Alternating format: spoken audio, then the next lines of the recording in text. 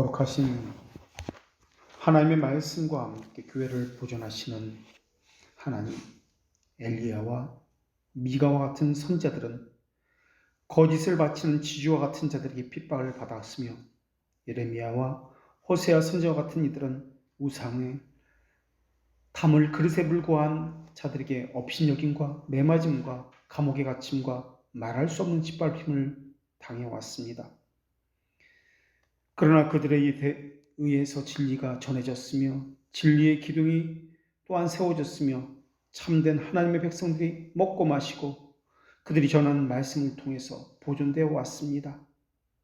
우상 숭배에 더럽히지 않은 말씀을 가진 자들이 이 땅에 많아지게 하여 주시옵고, 교회의 교제에 속한 경건한 이들이 주의 말씀을 듣고 순종하며 주님의 교회를 세우는 데 힘을 내게 하여 주시오며, 거짓된 허위와 미신들로 변절된 오류와 오염된 사람의 말은 주님의 참된 교회에서는 모두 제거되게 하여 주시옵소서.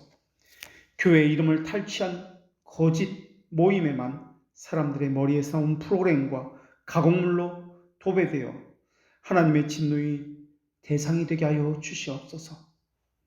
순전한 말씀 듣기를 원하오는 모든 주의 백성들에게 영혼을 살리는 성령님의 조명된 말씀이 들려지며 그의 심정에 새겨지게 하여 주시옵소서. 예수님의 이름으로 기도합니다. 아멘.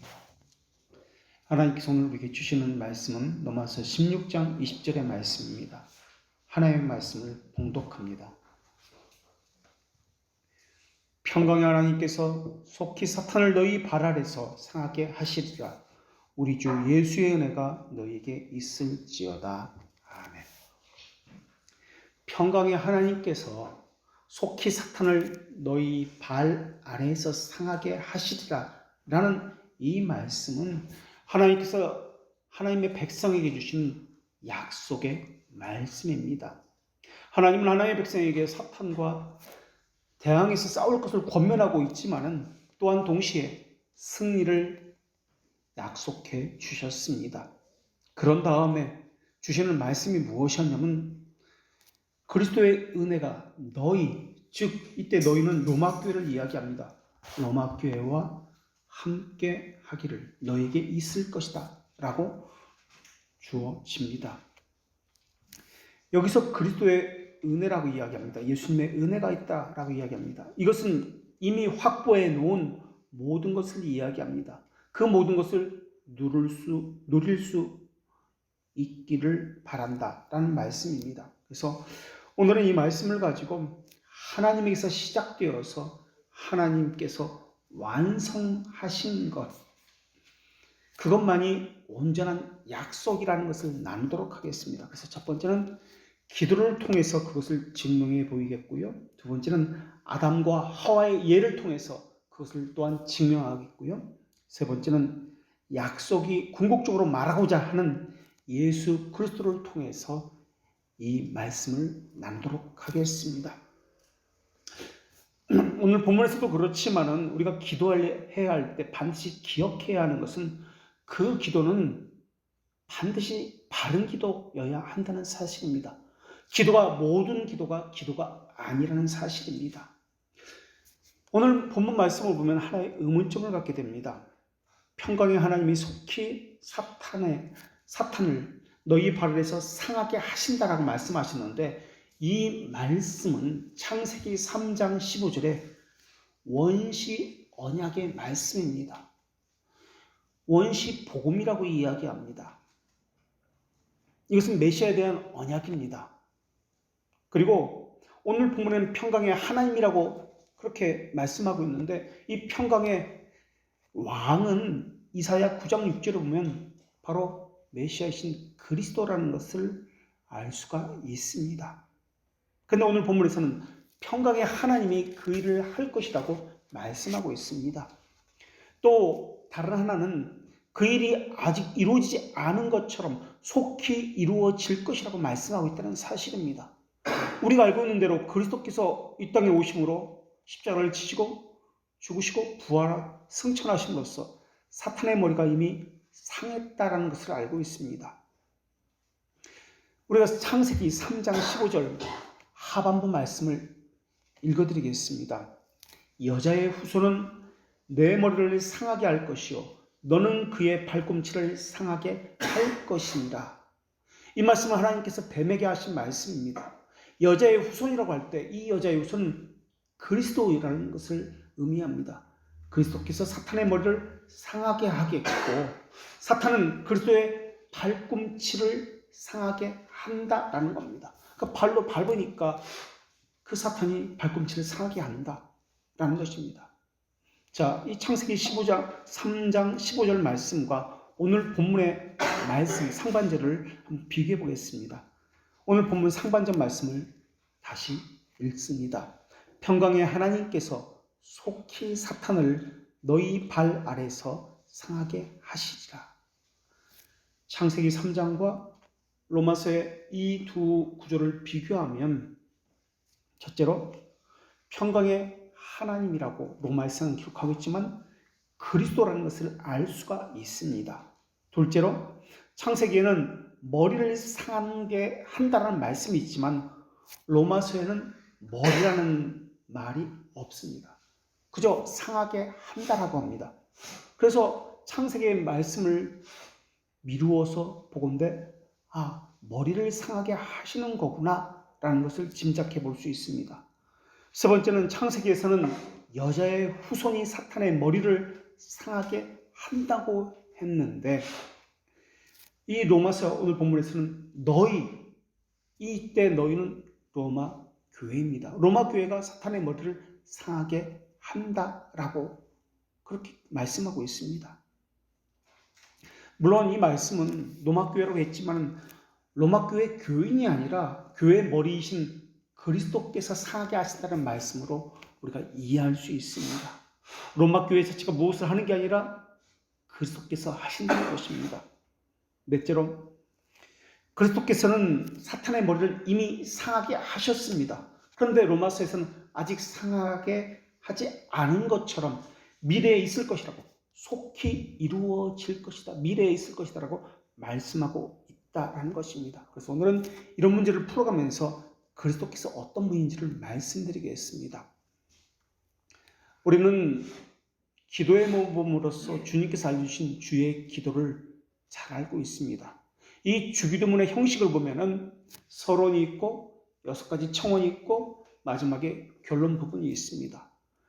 그 본론 부분인 6가지 청원을 보면은 10가지 언약의 말씀인 10계명의 논리를 따르고 있다는 것을 우리가 볼 수 있습니다. 그래서 첫 번째 청원부터 세 번째 청원까지, 그러니까 하나님의 이름이 거룩히 여김을 받으시오며 첫 번째 청원, 두 번째 청원 아버지의 나라가 오게 하시며, 그다음 세 번째 청원 하나님 아버지의 뜻이 이 땅에서 이루어지는 것. 이 세 가지는 하나님과의 관계를 말하고 있기 때문에 10계명에서 1부터 4계명까지 해당되는 거룩에 관한 말씀이다라는 것을 알 수가 있습니다.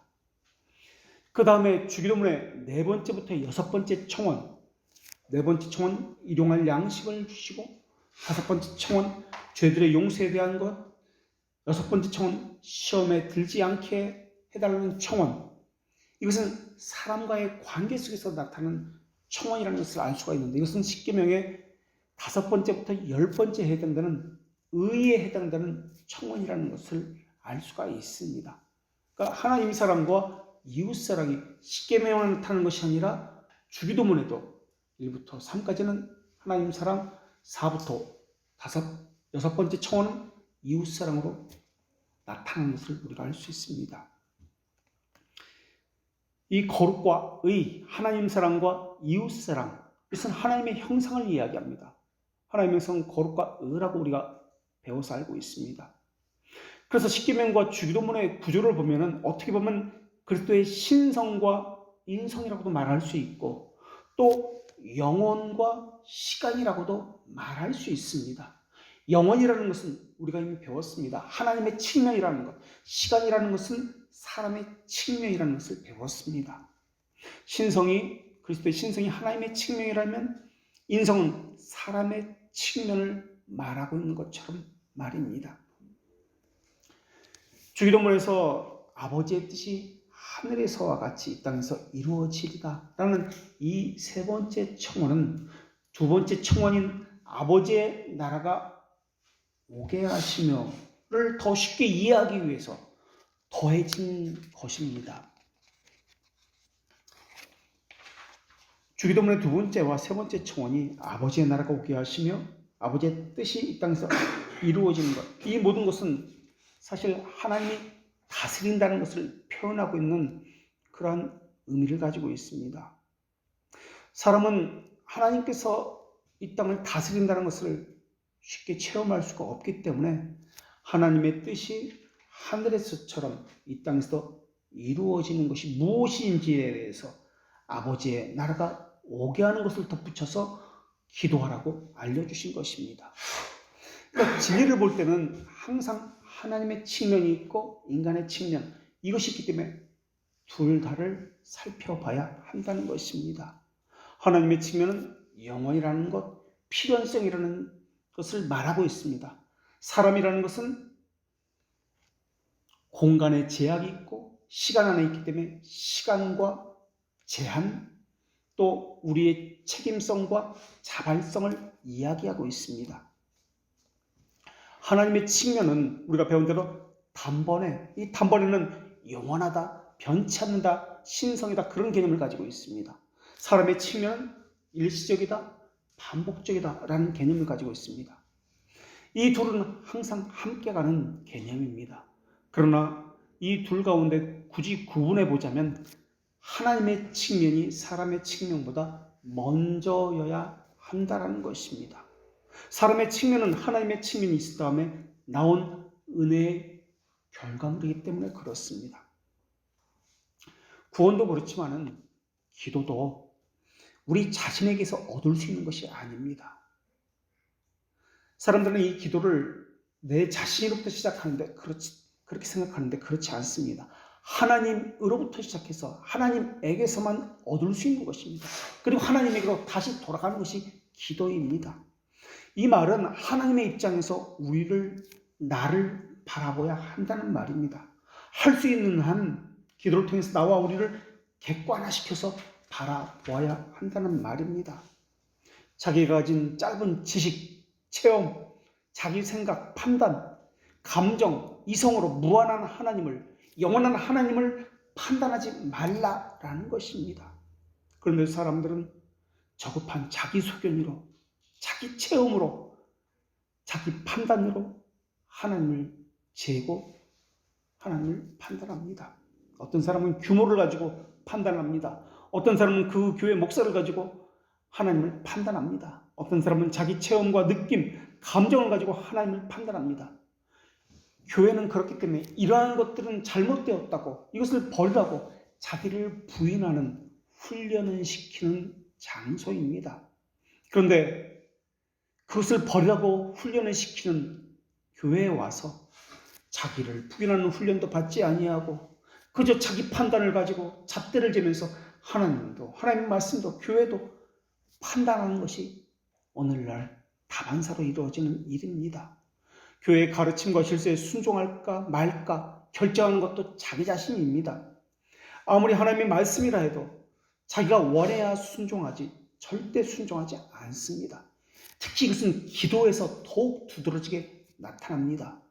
기도는 모든 것이 무상적으로 얻어지는 것이기 때문에 이것을 우리는 하나님의 약속이다라고 이야기합니다. 기도는 하나님의 약속을 발견하는 것부터 시작합니다. 물론 처음에는 자기 욕심, 자기 소원 가지고 기도라는 것을 시작할 수 있습니다. 그러나 엄밀히 말하면 자기 소망을 이루려고, 욕심을 이루려고 소나무 나무 뿌리를 뽑고 하나님을 윽박지르고 땡깡을 부리고 하는 것은 아직 기도가 시작된 것이 아닙니다. 사람들은 기도라는 명목으로 하나님을 협박합니다. 때로는 타협을 하고 거래를 합니다. 내가 하나 줄 테니까 하나님도 하나 주십시오라고 말입니다. 그러한 것은 기도가 아니라 우상 숭배입니다. 그러한 것은 모두 자기 자신 안에 있는 탐욕이 시키는 일입니다. 그렇기 때문에 자기 자신으로부터 시작되는 것은 기도가 아닙니다. 기도의 시작은 하나님의 뜻이 무엇인지 깨달은 이후에야 비로소 시작되는 것입니다. 어떤 사람은 기도라는 명목으로 항상 우상 숭배에 머무는 사람이 있습니다. 어떤 사람은 그 우상 숭배를 통해서 기도가 시작되었는데 하나님의 은혜로 인해서 하나님과의 바른 관계로, 바른 기도로, 자기를 부인하는 기도로 바뀌는 사람이 있습니다. 하나님은 하나님의 백성을 죄의 하수인으로 되지 않도록 교회를 통해서 그런 훈련을 시킵니다. 탐욕을 교묘하게 왜곡하고 속이는 것, 그래서 하나님의 뜻이라고 하는 모든 행위를 버리는 훈련을 교회를 통해서 시키시는 분이 하나님이십니다. 하나님은 우리의 영을 보시는 분이라 유기된 마음, 어리석은 욕망을 그냥 내버려 두시는 분이 아닙니다. 사람은 자신의 사악함을 감추는 그러한 존재입니다. 심지어 자기 자신 안에 무엇이 있는지조차 모르고 있습니다. 그런데 하나님은 이것을 드러내서 고치려고 하시는 분이 하나님이십니다. 그래서 은혜의 방편 가운데 기도를 사용하셔서 그 사람 안에 있는 자기도 모르는 사악한 욕망과 탐심이 무엇인지를 끄집어내서 그것을 깨닫게 하십니다. 기도도 그렇지만 신앙이라고 하는 것은 자기로부터 시작하는 것이 아니라 하나님으로부터 시작합니다. 오늘 본문에서 하나님께서 속히 사탄을 너희 발 아래 상하게 하시라고 하셨는데 마치 예수님이 아직 상하게 아는 것처럼 그렇게 말씀하고 있습니다. 로마 교회가 세워진 이때는 이미 창세기 3장 15절에 말씀이 성취되어서 예수님의 발 아래 사탄이 상한 상태입니다.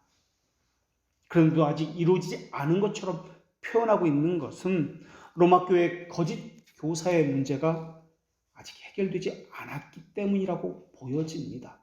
또 앞으로도 그런 거짓된 자들이 참된 교회를 속이려고 자기 욕망의 대상으로 그렇게 속이고 왜곡하고 있기 때문에 그렇습니다. 거짓 교사가 가르치는 거짓 진리의 배후에는 사탄이 있다는 것을 또한 암시합니다. 그런데 오늘 본문에서 또 하나님을 평강의 하나님이라고 묘사합니다. 평강은 죄들의 용서가 되었고 죄에 눌리는 것이 없는, 고통받는 것이 없는 모든 문제가 해결되어서 안식의 상태를 이야기합니다. 아직 이루어지지 않았는데 이미 이루어진 것처럼 말씀하고 있습니다. 우리는 여기서 기도의 모습을 볼 수가 있습니다. 기도도 그렇습니다. 우리 이미 배우기를 하나님을 표현할 때 신실하신 하나님, 평강의 하나님이라고 할 때 신실하심이나 이 앞에 붙은 평강이라는 단어에 초점을 맞추지 말라고 배웠습니다. 사람은 하나님이라는 단어보다도 평강, 사랑, 은혜 이 앞에 있는 이 형용사적인 이 단어에 더 관심을 갖습니다. 성경은 다양하게 하나님을 신실한 하나님, 사랑의 하나님이라고 다양하게 하나님을 표현합니다만은 이것은 다 동일한 하나를 바라본 것입니다. 단 어느 측면에서 받느냐의 문제이지 다른 수많은 것들을 표현한 것이 아닙니다. 동일한 하나의 것을 다른 측면에서 바라보고 표현한 것입니다. 그러니까 평강이 따로 있고 사랑이 따로 있고 신실하심이 따로 있고 그런 것이 아니다라는 것입니다. 동일한 것을 바라보는 다른 측면입니다. 사랑의 하나님이라는 말씀은 하나님의 행적이 어떠하심을 보이는 것이 사랑의 하나님이라고 표현된 것입니다. 이것을 우리 측면에서 보면 무엇을 얻었다는 측면에서 보면 은혜의 하나님이라고 이야기합니다. 그 상태의 측면에서 말할 때는 평강의 하나님이라고 이야기합니다. 성경에서 하나님이 평강의 하나님이다 또는 하나님이 이러이러한 분이다라고 말씀하고 있는 것은 하나님은 판단받는 분이 아니라 자신을 나타내는 분, 관계하시는 분, 계시하는 분으로서 신뢰하시는 분임을, 신뢰받는 분임을 말씀하고 있는 것입니다. 권세라는 말은 모든 것을 행하시고 결정하는 권한은 하나님에게만 있다는 말입니다. 하나님의 이름이 높임을 받으시기를 바란다는 말은 나의 의와 영광을 다 내려놓는다는 말입니다. 이것을 다른 말로 영광의 하나님이라고 이야기합니다. 그렇기 때문에 기도도 그렇고 신앙도 그렇습니다. 자기가 들어간 기도, 자기가 들어간 신앙은 기도도 아니며 신앙도 아닙니다. 하나님, 제가 이것을 이렇게 하고 싶습니다. 하나님, 제게는 이런 계획이 있습니다. 이렇게 할까요? 저렇게 할까요? 이러한 기도는 기도가 아닙니다. 하나님의 뜻은 전혀 우리의 뜻과 계획을 고려하지 않습니다. 하나님이 이루시겠다고 계획하신 뜻과 의지가 중요합니다. 그런데도 우리는 우리 자신에게서 기도를 찾는 경우가 거의 대부분입니다. 기도 응답도 자기에서 찾는 경우가 대부분입니다. 내가 필요가 있으면 기도가 시작됩니다. 또 기도 응답도 내가 무엇을 들었다, 보았다, 체험했다, 응답받았다, 이런 것으로 자기로부터 응답받았다고 이야기합니다. 이런 것은 응답이 아닙니다. 자기 생각과 감정에 불과합니다. 그렇다면 기도 응답도 어디서 찾아야 되는 것입니까? 이거 역시 하나님에게서 찾아야 됩니다. 그렇다면 기도의 시작도 하나님에서 찾아야 되고 기도의 응답도 하나님에서 찾아야 된다는 말의 의미가 무엇입니까? 우리가 성경에서 신실하신 하나님, 평강의 하나님이라고 말할 때 신실하심과 평강이라는 개념은 우리에게 나타내 주시는 하나님, 다시 말하면 우리와 관계하시는 하나님임을 이런 측면에서는 평강의 하나님으로, 이런 측면에서는 사랑의 하나님으로 보이신다는 것입니다. 그래서 사람과 관계할 때 하나님이 어떤 분인가를 보이실 때 어떠한 하나님이다 라고 이야기하고 있는 것입니다. 그래서 때로는 동일한 하나님이 은혜의 하나님, 때로는 사랑의 하나님으로, 평강의 하나님으로 나타내 주신 것입니다. 그러나 이것은 사람과의 관계에서 일부분에 불과합니다. 한 측면에 불과하고 상황적인 것에 불과합니다. 사랑의 하나님이라고 할 때 하나님 전부를 나타낸 것이 아닙니다. 하나의 조그만 측면을 나타내 보이신 것입니다. 하나님이 사랑이라고 할 때 사랑 자체가 하나님이라고 그래서 말해서는 안 됩니다. 그런 측면이 있다, 그런 관계 속에서 그러한 모습을 나타냈다를 이야기하고 있기 때문에 그렇습니다. 그런데 사람들은 이 사랑의 하나님이라는 이 단어, 평강의 하나님이라는 단어를 보면서 확정적으로, 문자적으로 자기 생각과 체험을 넣어서 하나님은 사랑이시다 라고 그렇게 말해버립니다. 하나님 자체가 사랑이시다.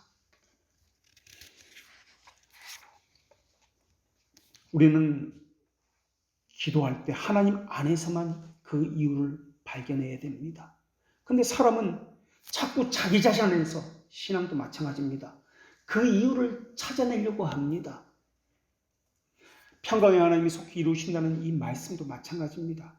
사람 안에서 그 이유를 찾지 말라라는 것입니다. 사람이라는 말은 시간과 공간과 제한됨이라는 뜻을 가지고 있습니다. 평강의 하나님이라고 할 때 평강에서 찾지 말고 하나님에게 종속된 평강이기 때문에 하나님에게서 찾으라라는 말입니다. 영원이라는 이 단어는 시간의 개념이 아닙니다.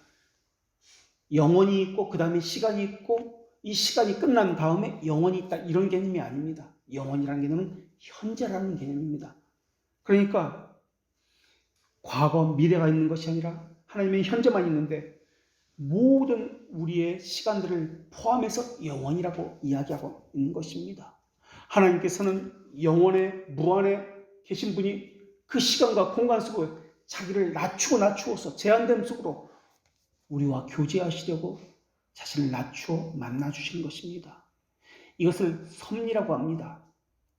섭리는 시간 안에 들어오신 하나님을 이야기합니다. 그래서 어떻게 구속사역을 이루시는지 역사 가운데 나타내 보이시는 것, 관계하시는 것을 이야기합니다.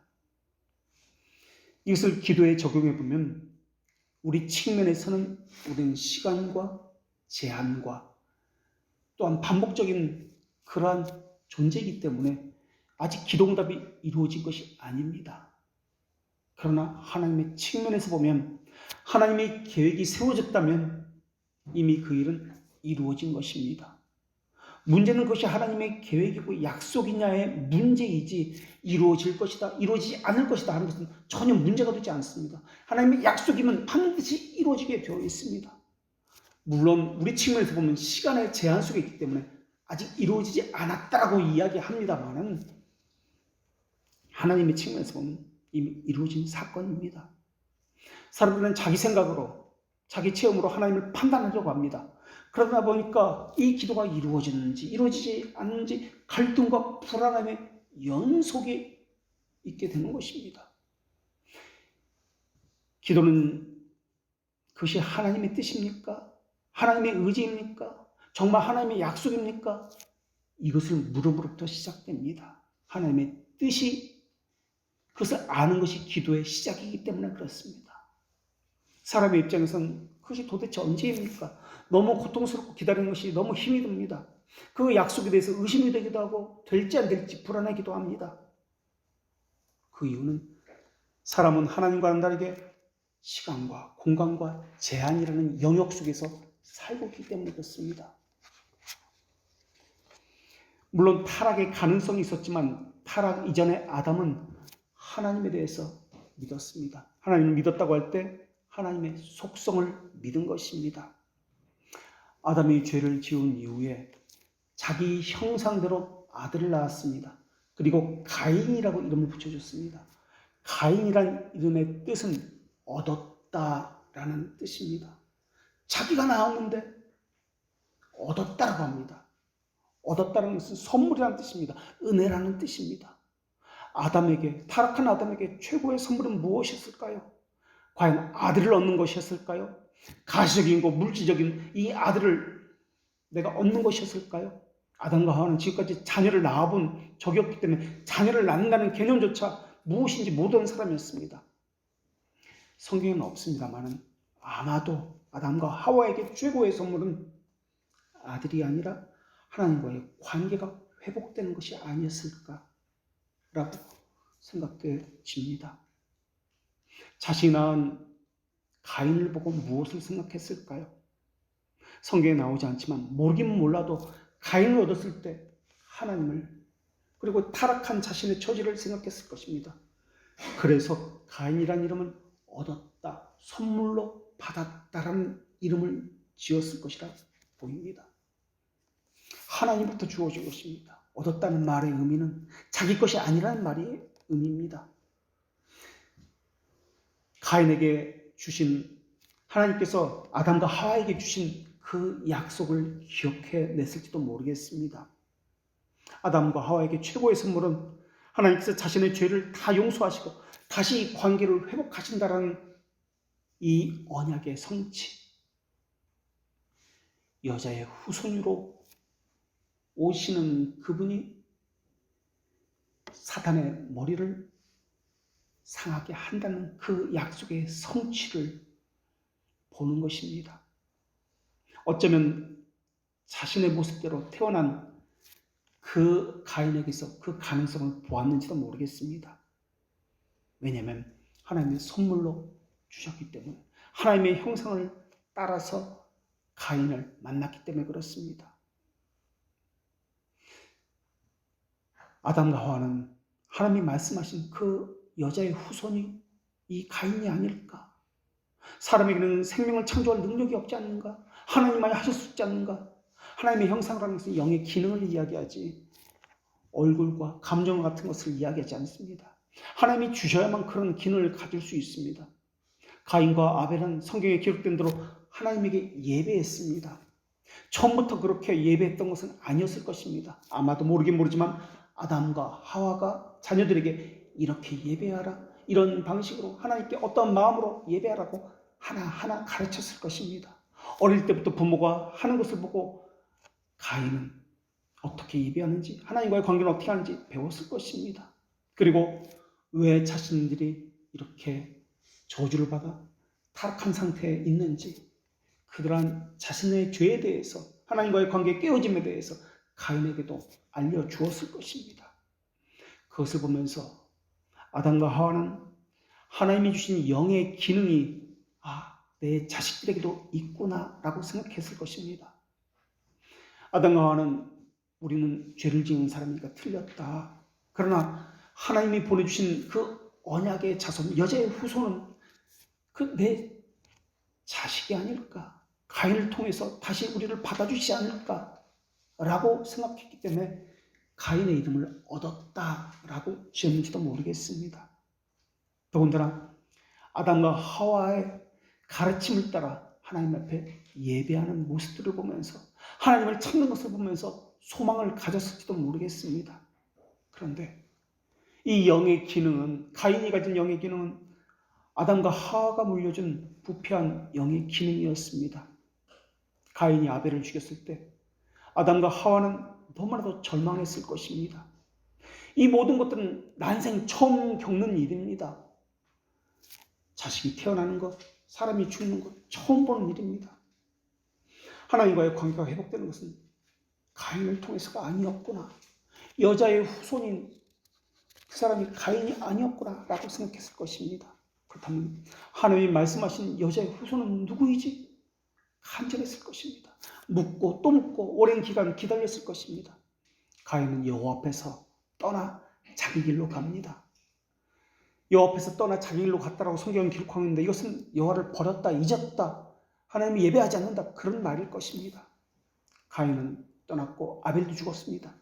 이제 아담과 하와에게는 아무도 없습니다. 함께하는 사람이 없습니다. 오직 하나님만 바라봐야 합니다. 하나님은 이런 아담과 하와에게 다시 은혜를 베푸셔서 셋이라는 아들을 주셨습니다. 셋의 이름의 뜻은 평안과 안식이라는 이름의 뜻입니다. 평안과 안식이라는 이름의 뜻은 여러 가지 것을 포함하고 있을 것입니다. 고통과 절망 가운데 있던 이 부부에게 위로의 말이 될 수도 있고, 또 궁극적인 위로는 하나님과의 관계가 회복되는 것이라는 이 소망, 다시 살아나는 것인지도 모르겠습니다. 그래, 바로 이 셋이 여자의 후손일지도 몰라. 이 셋을 통해서 아담과 하와는 평안과 안식으로 하나님과의 관계가 회복될지도 몰라 라고 생각했는지도 모르겠습니다. 아담 이후의 계보는 이렇게 절망과 소망이 계속 반복되어서 나타납니다. 이것은 이스라엘 백성들도 마찬가지고 오늘 우리도 마찬가지입니다. 사람에게서 나오는 것은 절망과 고통입니다. 하나님에서 오는 것은 은혜의 선물에서 오는 소망과 평안입니다. 신앙이라고 하는 것은 이것을 계속 교차되어 나타나는데 절망은 줄이고 하나님에서 나오는 그 은혜를 보존하고 하나님만 의존하는 것이 신앙입니다. 하나님은 사람이 자기를 의존하고 있을 때 하나님만 의존하도록 계속해서 절망과 좌절을 보내실 것입니다. 기도는 하나님에서 나는 것으로 하나님의 뜻이 이루어지는 것이지 사람에서 나는 것으로 하나님의 뜻이 이루어지는 것이 아닙니다. 사람의 뜻이 이루어지는 것도 아닙니다. 그러니까 바른 기도라고 하는 것은 하나님으로부터 시작해서 하나님으로부터 이루어지는 것을 이야기합니다. 그렇다면 그것이 바른 기도인지 거짓된 기도인지 하나님의 약속인지 하나님의 약속이 아니고 자기에게서 나온 것인지 어떻게 알 수 있습니까? 그것은 하나님의 속성에 대입해보면 알 수 있습니다. 바른 기도는 하나님의 속성 그 어느 것과 어긋남이 없습니다. 하나님의 속성에 대입해서 어긋나는 기도는 사람에게서 나온 가공적이고 탐욕적인 것이며 사람이 만들어낸 것입니다. 감정적인 것이고 자기 책임에서 나온 것입니다. 자기 생각과 욕망에서 나온 것입니다. 하나님의 자비하심에 어긋난 기도라면 그것은 잘못된 기도입니다. 하나님의 뜻이 아닙니다. 하나님의 응답도 그러한 기도는 기대해서는 안 됩니다. 하나님의 사랑에 합당한 기도입니까? 하나님의 평강에 적합한 기도입니까? 대입을 시켜봐야 합니다. 그래서 그 기도가 하나님의 속성에 맞아떨어지면 이것이 하나님의 뜻입니다. 내 기도가 내 욕심과 관련된 기도인지 하나님의 영광과 속성에 관련되어진지 늘 하나님의 속성을 가지고 점검해 봐야 합니다. 자기 영광이 들어가면 안 됩니다. 기도를 통해서 하나님의 인자하심과 진실하심과 같은 하나님의 속성이 확정적이면 하나님은 그 기도에 확신을 주십니다. 기도 끝에 아멘이라고는 합니다. 아멘은 하나님의 뜻이 이루어집니다. 그것은 정확합니다. 확실합니다라는 뜻입니다. 이미 얻었다는 뜻이기도 합니다. 그래서 구하는 기도는 기도가 아닙니다. 기도의 전 단계입니다. 하나님으로부터 오는 하나님의 언약이라는 이것이 기도의 시작입니다. 이것으로부터 기도가 시작되는 것입니다. 기도의 시작이라고 할 때 이것은 우리 입장에서 보는 기도의 시작이고 하나님의 측면에서는 하나님의 언약이 주어졌다는 것은 이미 그것이 이루어졌다는 뜻입니다. 하나님의 뜻이 분명하다면 우리 측면에서는 시간과 공간에 대한 제약이 있기에 언제 나타날까의 문제이지 안 이루어진다의 문제가 아니기 때문에 그렇습니다. 하나님의 언약이라면 반드시 이루어집니다. 이미 이루어졌습니다. 하나님의 측면에서는. 하나님께서 기도에 응답하시는 이유는 또한 언약을 주시는 이유는 우리가 가치가 있어서가 아닙니다. 그 기도가 하나님으로부터 언약이 하나님으로부터 비롯되었다는 것을 말씀해 주기 위해서 하나님께서는 하나씩 하나님의 속성을 계시해 주십니다. 그리고 그 기도를 하나님의 속성에 넣어 적용하게 만들어 주십니다. 하나님의 속성과 어긋남이 없다는 것을 하나씩 자신의 체험을 통해서 발견되어질 갈 때 그 기도는 하나님으로부터 온 기도이며 하나님이 이미 이루셨다는 확신도 성령님을 통해서 우리 심정에 새겨 넣어 주십니다. 그래서 기도는 자기로부터 시작하는 거 아닙니다. 기도 응답도 자기가 체험했다거나 느꼈다거나 감정했다거나 듣고 보았다거나 이런 것으로 그런 것을 찾는 것이 아닙니다. 하나님께서 그 자녀와 관계하시려고 처음 시작은 언약의 말씀으로부터 주어지는 겁니다. 여자의 후손이라는 언약을 통해서 말입니다. 이 언약 자체가 시간과 공간 안에 들어와서 우리와 교제하신다는 뜻입니다. 그때 우리는 무한하신 하나님이시구나. 자비의 하나님이구나. 이것들을 하나씩 깨달아 가기 시작합니다. 그리고 하나님의 뜻은 그 언약을 그 자녀 안에 두시고 그 자녀라 하여금 기도하게 시키십니다. 소망을 갖게 하시고 그 소망을 품고 기도하게 하십니다. 그래서 우리는 우리 자신에게서 기도 응답이나 기도의 확신을 찾는 것이 아닙니다. 하나님에게서 찾는 것입니다. 그렇기 때문에 하나님에게서 그 기도와 응답을 찾기 때문에 이보다 더 큰 응답의 확신과 안전성은 더 이상 찾아볼 수 없을 것입니다. 어떤 사람은 그보다 더 불안한 것이 어디 있느냐고 말할 것입니다. 뜬구름 같은 소리 하지 말고 정확하고 선명하게 보이고 만져지는 것을 가지고 이야기하자고 할 것입니다. 근데 우리는 또 이렇게 생각하고 있습니다. 내가 보는 것이, 내가 만지는 것이, 듣고 체험하는 것이 다 옳은 것이고 정확한 것인가? 기억에 오류나 생각과 판단에 오류는 없는 것인가? 자기 해석은 없는 것인가? 라는 것도 생각해 봐야 합니다. 사람에게는 생각에 오류라는 것이 있습니다. 판단에 오류가 있고 자기 해석이 늘 들어갑니다. 기도에도 마찬가지입니다. 그래서 교정받는 작업을 거쳐야 합니다. 그러기에 기도는 자기 안에서 이유를 찾는 것이 아니라 하나님 안에서 이유를 찾아야 합니다. 그래서 기도는 자기에게서 시작하는 것이 아니라 하나님의 언약 주시는 것으로부터 시작합니다. 아마도 모르긴 모르지만 아담과 하와도 하나님께서 주신 그 언약의 말씀, 창세기 3장 15절에 그 원시 복음을 가지고 여자의 후손이 도대체 누구입니까? 언제 오는 것입니까? 이것을 두고 평생 기도했을 것입니다. 자식을 하나씩 낳을 때마다 이 아이가 하나님이 말씀하신 그 여자의 후손입니까? 물었을 것입니다. 소망을 가지고 이름도 그래서 얻었다, 선물이다, 평안이다, 안식이다 이렇게 이름을 지었는지도 모르겠습니다. 그러면서 하나씩 삶에서 하나님이 내게 어떤 분인가 하나님의 속성을 찾아내는 것 이게 기도고 신앙이고 칼빈이 이야기한 부성애를 아는 지식입니다. 그러한 기도와 그러한 삶을 통해서 하나님이 내 삶에 들어와서 어떤 분으로 계시하셨는지 인식을 하게 됩니다. 오늘 본문에 대입하면 로마 교회 성도들이 자신의 삶에서 평강의 하나님을 찾아내는 것이 기도라는 말입니다. 좀 더 구체적으로 이야기하면 성령께서 하나님의 말씀으로 교회에 내 존재하는 거짓 교사들과 오류를 찾아내게 하시어서 로마 교회 성도들로 하여금 하나님의 은혜구나, 하나님께서 평안으로 인도하셨구나를 발견하게 하시는 것이 기도라는 것입니다. 그 결과로 로마 교회 내 갈등, 다툼, 분열이 없는 상태가 이루어지는 것을 말합니다. 평강의 하나님은, 그 말은 그것이 없는데 있다고 믿어보자, 그 뜻이 아닙니다. 자기 감정이나 느낌이 아닙니다. 실제 이루어진 것을 이야기합니다. 다만 사람의 측면에서 시간과 제한이라는 이것이 있지만 하나님의 측면에서는 단번에입니다. 한번 약속하신 것은 단번에라는 뜻을 가지고 있습니다. 단번에라는 것은 영원히 변치 않는다는 의미입니다. 영원하심입니다.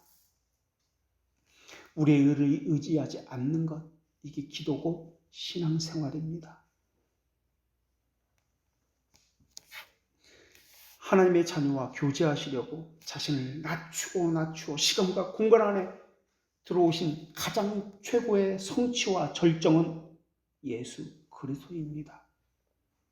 가장이라는 말은 많은 것 중에 서로 비교해서 가장 좋은 것이라는 말의 의미가 아니라 그것과는 비교할 수 없다는 말의 의미입니다.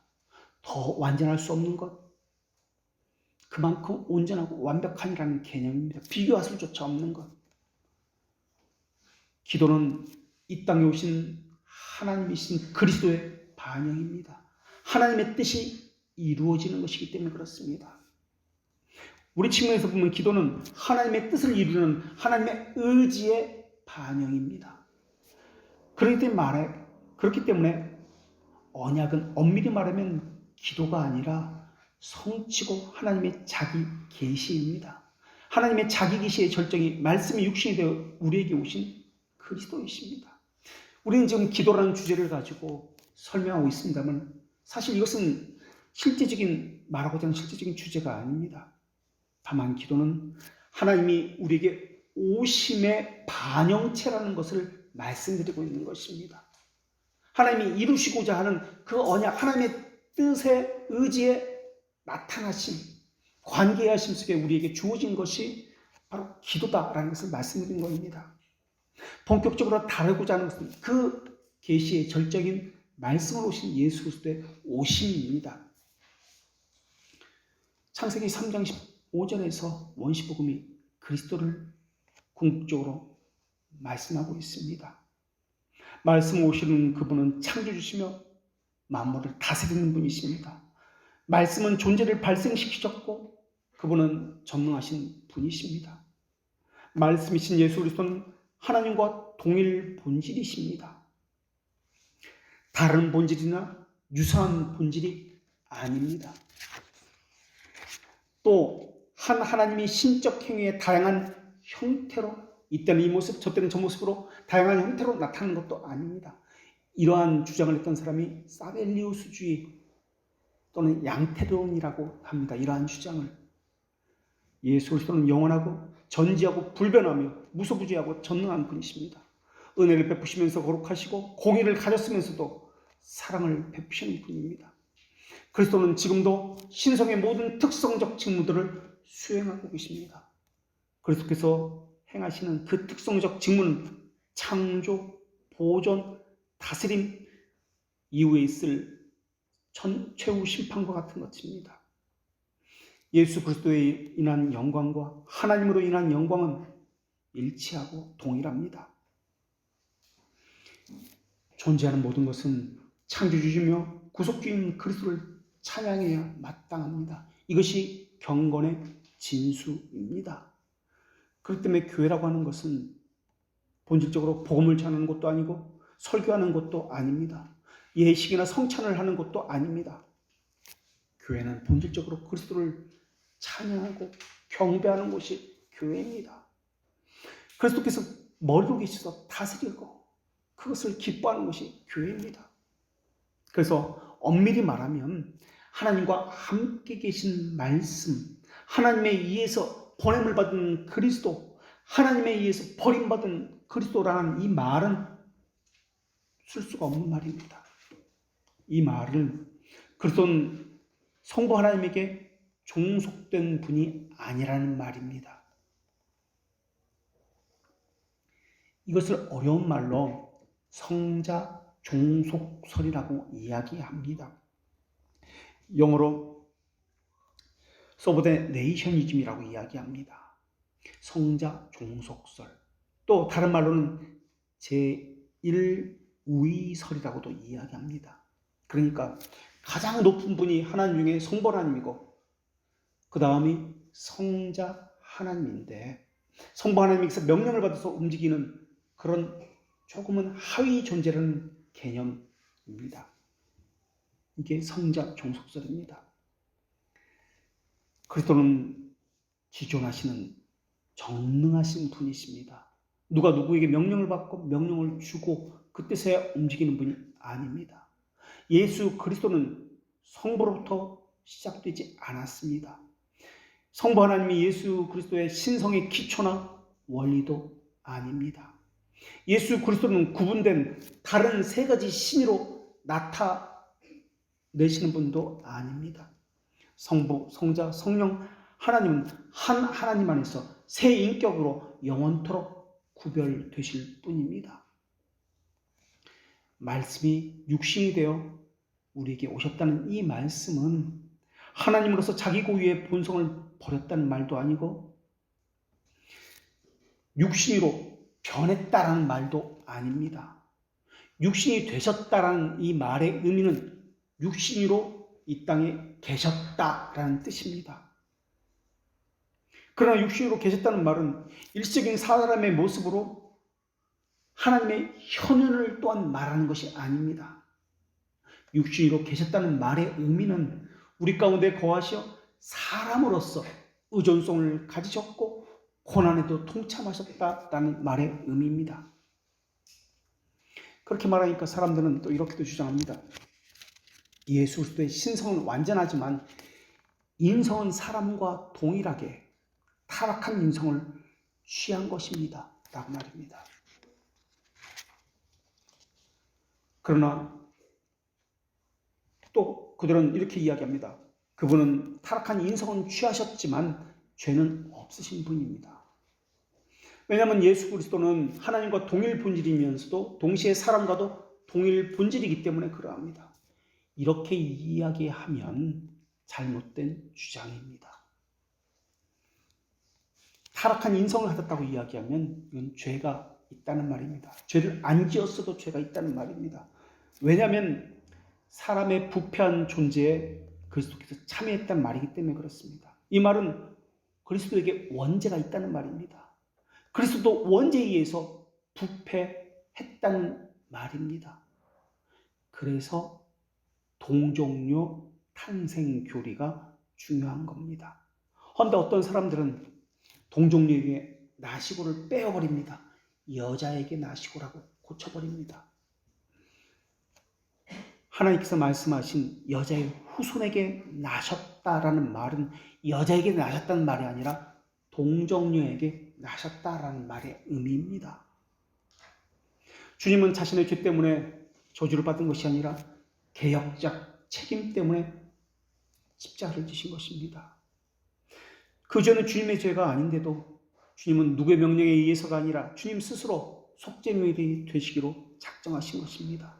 이 작정은 타락 후에 비로소 된 것이 아니라 타락적 영원에서 예수 그리스도의 주권에 의해서 스스로 하신 것입니다.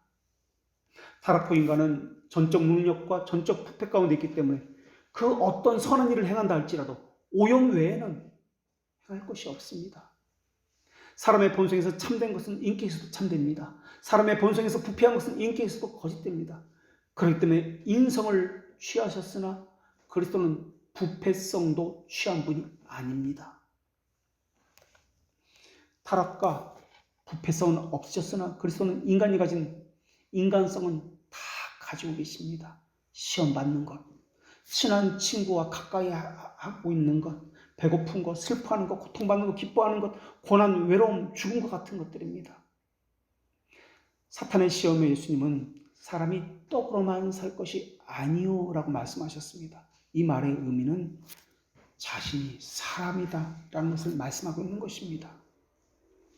그렇기 때문에 그리스도 안에 있는 한 본성이 또 다른 본성에 의해서 보호받고 보존되고 유지된다라는 네스토리우스의 주장은 거짓된 주장입니다. 또 가연설주의자들처럼 그리스도께서 사람의 몸을 취하지 않았다고 주장하는 것도 거짓된 것입니다. 또 아폴리나리우스의 주장처럼 그리스도께서 사람의 영혼을 취하지 않았다라고 하는 것도 거짓입니다. 또 후에 나타난 유티케스의 주장처럼 그리스도를 하나님이나 사람이 아닌 둘의 혼합체로 보는 것도 거짓된 주장입니다. 그들은 신성이 인성을 흡수했다고 주장합니다. 중세 로마 가톨릭 사람들은 그리스도를 전적으로 멀리 계시는 하나님이라고 그러한 분으로 이해했습니다. 루터는 그리스도께서 성찬에 육체로 임하신다고 주장하면서 그리스도의 몸이 무소부재하다는 교리를 만들어냈습니다. 이들의 주장은 여자의 후손으로 오신 그리스도께서 육신이 되셨다는 가르침과 전혀 부합하지 않습니다. 그리스도는 저 멀리 계신 분이 아니라 우리와 함께하는 임마누엘의 하나님이기 때문에 그렇습니다. 그래서 칼케돈 신전은 그리스도의 신성과 인성은 혼합 없이, 변화 없이, 분할 없이, 분리 없이 한 윗격 안에서 연합한다라고 고백하고 있습니다. 그렇기 때문에 예수님이 받는 고난과 고통은 신성이 보호하기 때문에 그 고통이 다른 사람보다 덜하다. 신성이 견딜 만한 힘을 주셔서 견딜 수 있었다라고 주장해서는 잘못된 주장입니다. 주님은 사탄에게 시험받을 때 하나님으로서 시험받은 거 아닙니다. 사람으로서 시험받은 것이기 때문에 그렇습니다. 주님은 내가 줄일 때 너희가 먹을 것을 주지 아니하였고라고 말씀하신 것을 통해서도 신성으로 그것을 넉넉히 이긴 것이 아니라 인성으로서 참고 견디고 고통당하고 그런 모든 것을 겪으셨다는 것을 알 수 있습니다. 그러면서 또 주님은 변화산상에서 제자들에게 예수님이 누구신지 본질적이고 근원적으로 하나님의 영광을 나타내 보이셨습니다. 그리고 주님은 자기 때가 이뤘음을 아시고 제자들의 발을 씻겨주셨습니다. 주님은 그것을 이렇게 기록해 놓았습니다. 세상에 있는 자기 사람들을 사랑하시되 끝까지 사랑하시느니라. 예수님은 자기 자신의 해석자입니다. 그리고 자기를 알리셨습니다. 그때 알렸을 때 예수님은 정복자로 승리자로 섬김을 받는 분으로 알리신 것이 아닙니다. 자기를 부인하고 십자가를 지는 종으로서 알렸습니다.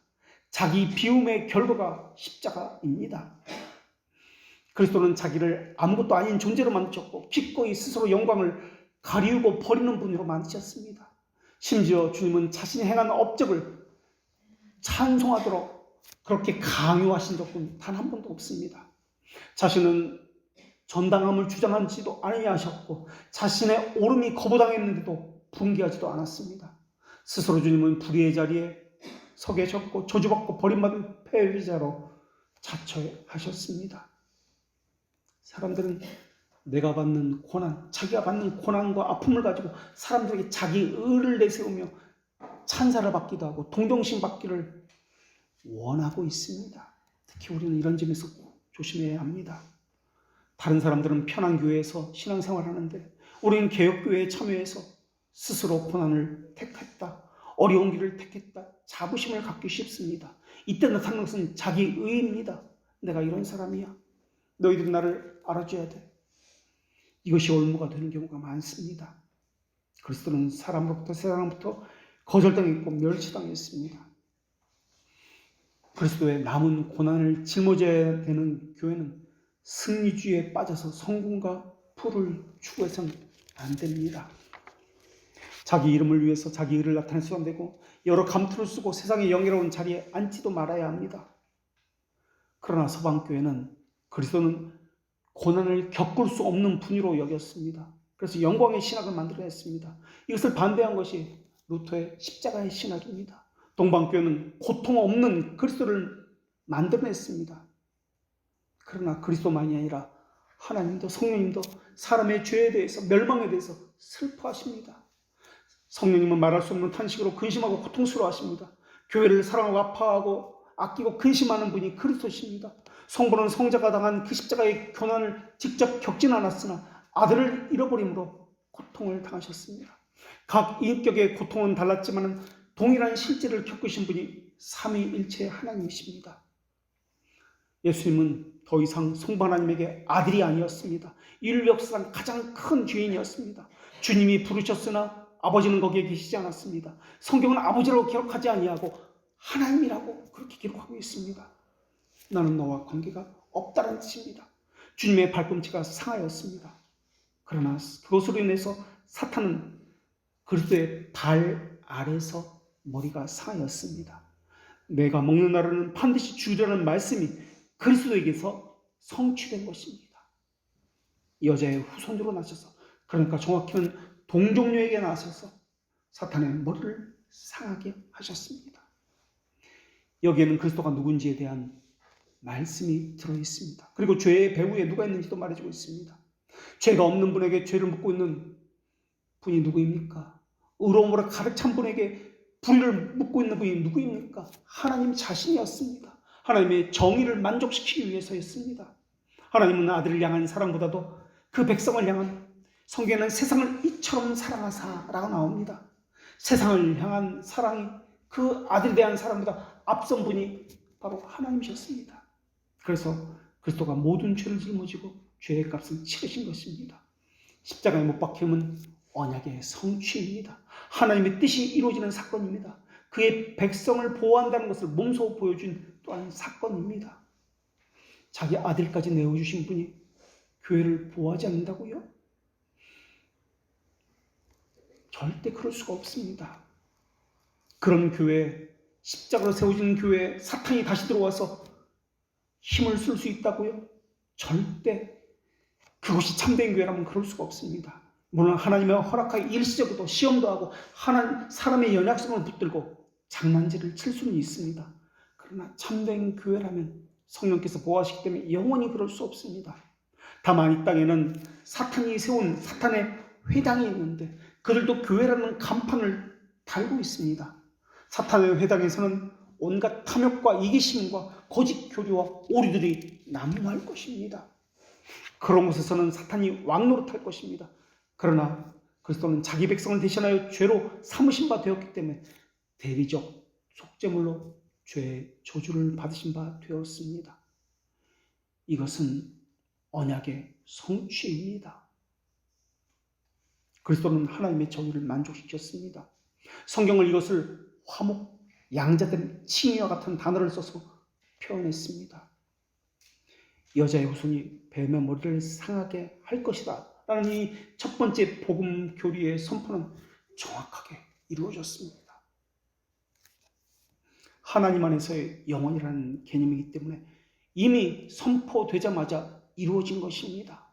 사람의 측면에서는 시간에서 이루어진 것이고 사건과 역사 안에서 벌어진 일이지만 하나님의 측면에서는 이미 이루어졌기 때문에 기도도 마찬가지입니다. 이것이 하나님의 언약이냐 아니냐의 문제지 이루어진다 이루어지지 않는다의 문제가 아닙니다. 만물을 그 발에 복종시키시는 그리스도의 왕적인 사역은 지금도 이루어지고 있습니다. 그리스도는 더 이상 슬픔과 고통의 사람이 아닙니다. 전에는 그러하셨지만 지금은 왕적인 사역을 통해서 그 백성을 무릎 꿇게 하고 순종하여 하시는 하나님이십니다.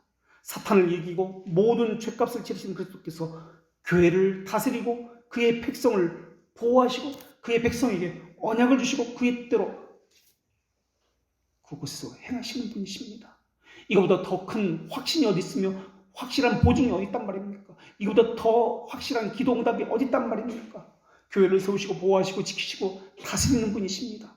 로마 교회가 그랬으면 우리 교회가 그러합니다. 주의 보좌는 영원합니다. 하나님의 백성은 구주 예수 그리스도의 의를 힘입어서 기도하고 있습니다. 그 기도는 자기로부터 시작된 기도가 아니라 하나님으로부터 시작된 기도이며 하나님께서 시작된 기도가 우리 심정에 성령님을 통해서 소원을 두고 하게 하신 기도입니다. 평강에 하나님께서 함께 하신 기도이며 사탄의 머리를 짓밟고 승리하신 그리스도의 중보를 받는 기도입니다. 이렇게 수많은 증인들이 있고 증언들이 있는데 어떻게 이것이 변할 수 없는 약속이 되겠습니까? 변할 수 있는 약속이 되겠습니까? 성령께서는 지금도 그 기도를 말할 수 없는 탄식으로 하나님의 뜻에 맞게 하나님의 뜻이 이루어지기를 간구하고 있습니다. 로마 교회를 지키는 그분과 우리 교회를 지키는 그분은 동일한 분이십니다. 로마 교회의 기도를 들으신 분과 우리 교회의 기도를 들으신 분은 어제나 오늘이나 동일하신 분이십니다. 나는 여호와니 이는 내 이름이라. 나는 내 영광을 다른 자에게 내 찬송을 우상에게 주지 아니하리라. 우리가 섬기는 분은 우리가 만들어낸 우상이 아니어야 합니다. 성경에 약속된 여자의 후손이어야 하며 하나님이시나 사람의 몸을 취하시고 오신 그리스도여야 합니다. 하나님이라고 부르나 우리가 만드는 하나님이 아닙니다. 하나님의 기록된 말씀으로 언약에 계시되었던 우리가 믿고 신뢰하고 기다리고 소망했던 바로 그리스도 그분입니다. 우리는 사람이 만들어낸 우상을 닮아가는 사람들이 아니라 성경에서 약속하신 주님을 닮아가야 합니다. 교회는 사람이 만드는 우상을 다스림을 받는 것이 아니라 모든 만물의 주인이신 그리스도의 다스림을 받아야 합니다. 우리에게 거짓 진리, 우상 숭배나 자기 의가 있다면 여자의 후손이신 그리스도께서는 그 모든 것의 머리를 밟아 상하게 하실 것입니다. 만약에 우리가 하나님의 자녀라면 말입니다. 주 예수 그리스도의 은혜가 로마 교회에게 있었던 것처럼 이 바른 교회도 있을 것이며 하나님께서는 약속하셨으며 하나님께서 스스로 이루실 것이며 하나님의 속성과 성령과 또한 허다한 우리의 신앙의 선배들이 그 증인으로서 또 증거물을 가지고 있습니다.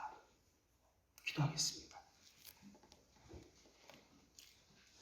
진리의 침상을 수호하도록 교회를 주신 하나님, 거룩과 정절로 교회를 지키시고 하나님의 의지를 계시하셔서 하나님의 교회로 하여금 기도하게 하시고 하나님의 계시의 절정이신 그리스도를 통해서 교회를 다스리시는 성령님의 은혜를 배웠습니다. 쓸데없는 것으로 논쟁을 삼지 못하도록 기록된 말씀을 주셨고 복음의 가르침에 의해서 하늘이 열리고 닫힘으로 열쇠의 권세도 교회에 주셨습니다. 복음의 사역자에게 사람들을 하나님과 화목케 하는 권능과 그 은혜를 거부하는 자에게는 벌을 내리는 권능이 동시에 위임되게도 하셨습니다. 이 땅에 있는 모든 복음 사역자에게 진리를 아는 바른 지식을 주시었고 하나님의 말씀과 교회 모임이 불가분의 관계를 이룰 수 있게 하여 주시었고 말씀 대신에 불경건을 가르치거나 또한 불법적인 모임이라는 분명한 증거가 있는 학교들에게는 또한 언약을 맺지 않는 이들에게는 하나님의 진노와 유기된 버려둠이 있게 하여 주시옵소서. 참된 교회는 그 안에 표적과 증거를 선명하게 남겨두시어서 언약의 성취를 속히 보게 하여 주시옵소서. 이러한 모든 것들은 약속이나 하나님의 측면에서 모든 것이 이루어졌음을 저희들 배웠습니다. 이 시간 하나님을 찬양하며 그 약속이 저희들은 소망하고 기다리오니 속히 이루어 주시기를 바라오며 로마 교회 하나님, 바른 교회 하나님이신 예수 그리스도의 이름으로 기도합니다. 아멘.